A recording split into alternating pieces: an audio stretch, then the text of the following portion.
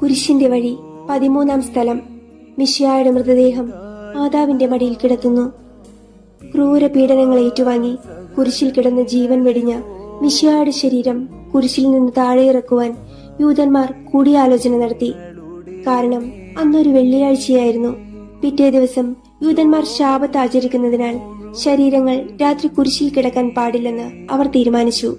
ശാബതം അഥവാ ശാബത്ത് എന്നാൽ ശരീരത്തിനും മനസ്സിനും ആത്മാവിനും വിശ്രമം നൽകി ദൈവാരാധനയ്ക്കായി മാറ്റിവെക്കുന്ന ഒരു വലിയ ദിവസം. വെള്ളിയാഴ്ച സൂര്യാസ്തമയം മുതൽ ശനിയാഴ്ച സൂര്യാസ്തമയം വരെയുള്ള സമയം യൂതന്മാർ ശാബത്തായി കണക്കാക്കിയിരുന്നു. തന്മൂലം കുരിശിൽ തറയ്ക്കപ്പെട്ടവരുടെ കണങ്കാലുകൾ തകർത്ത് ശരീരം താഴെ ഇറക്കണമെന്ന് അവർ പിലാത്തോസിനോട് ആവശ്യപ്പെട്ടു. ആകയാൽ പിലാത്തോസിന്റെ ഉത്തരവ് പ്രകാരം അദ്ദേഹത്തിന്റെ പടയാളികൾ വന്ന് മിശിഹായോട് കൂടെ കുരിശിൽ തറയ്ക്കപ്പെട്ടിരുന്ന 2 പേരുടെയും കണങ്കാലുകൾ തകർത്തു.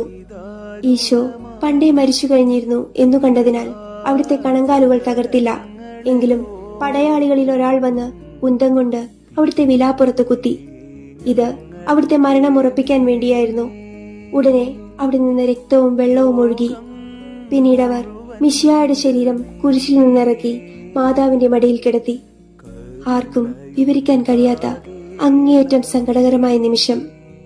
ഉണ്ണിയായിരുന്നപ്പോൾ ദൈവകുമാരനെ ആദ്യമായി കയ്യിലെടുത്തതു മുതൽ ഗോകുൽത്ത വരെയുള്ള സംഭവങ്ങൾ ഓരോന്നായും മാതാവിന്റെ ഓർമ്മയിൽ തെളിഞ്ഞു വന്നു. അവിടുന്ന് ഹൃദയം തകർന്ന് തന്റെ പുത്രനെ നെഞ്ചോട് ചേർത്തു. അളവില്ലാത്ത മാതൃസ്നേഹം നൽകി സ്നേഹത്തിന്റെയും സഹനത്തിന്റെയും ആദ്യാക്ഷരങ്ങൾ പഠിപ്പിച്ച് ലോകത്തിനായി സ്വന്തം മകനെ വിട്ടു നൽകിയ ആ മഹാത്യാഗത്തെ കുരിശുയാത്രയിലെ 13-ാം സ്ഥലം അങ്ങേയറ്റം ദുഃഖത്തോടെ ചൂണ്ടിക്കാട്ടുന്നു.